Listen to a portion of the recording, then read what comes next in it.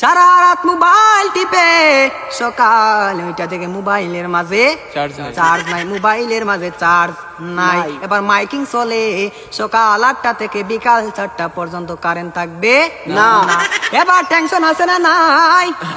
সারাদিন কারেন্ট থাকবে না, আর যদি কারেন্ট না থাকে আমার মোবাইলটা বন্ধ হয়ে যাবে, আর ওই পারে কথা বলা যাবে না।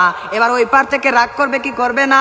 করবে। এবার যখন বিকাল 4টা বেজে গেল, যেই মাত্র কারেন্ট আসলো আর মোবাইলটা চার্জে লাগাইয়ে টিপানো আরম্ভ, এবার মেসেজ করে হাই।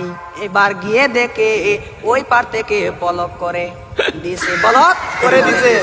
এবার ছেলেটা তো টেনশনে আছে, হারে ব্লক করে দিল, আমাদের তো ভালোবাসা কোথায় গেল। এবার 2 দিন পরে ব্লকটা খুললো, 2 দিন পরে ব্লকটা খুললো। এই 2 দিনের মাঝে ছেলেটার আরেকটা হয়ে গেছে, আরেকটা হয়ে গেছে। এবার মেয়েটা বলে তোমার সাথে আমি পালিয়ে যাব, আমাদের বাড়িতে মানবে না, চলো আমরা পালিয়ে যাই। আমি রাগ করেছিলাম, আমার রাগ তুমি কেন ভাঙ্গাও না? আর ছেলেটা রাগ কি ভাঙ্গাবে, এই 2 দিনের মাঝে আরেকটা কপালের মাঝে জুইটা গেছে। ওই মেয়েটা বলে চলো আমরা পালিয়ে যাই, ছেলে বলে চলো।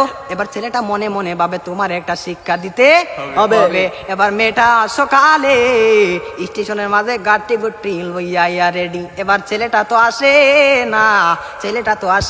না, আর মেয়েটা বাড়িতে কি যাবে, বাড়ির মাঝে 3 হাত লম্বা একটা চিঠি দিয়া পাইছে। পাশের গ্রামের রফিক মিয়ার সাথে পালিয়ে যাবে, বাড়িতে চিঠি দিয়ে যায়, আমি আর বাড়িতে মাঝে কোনোদিন আসবো না।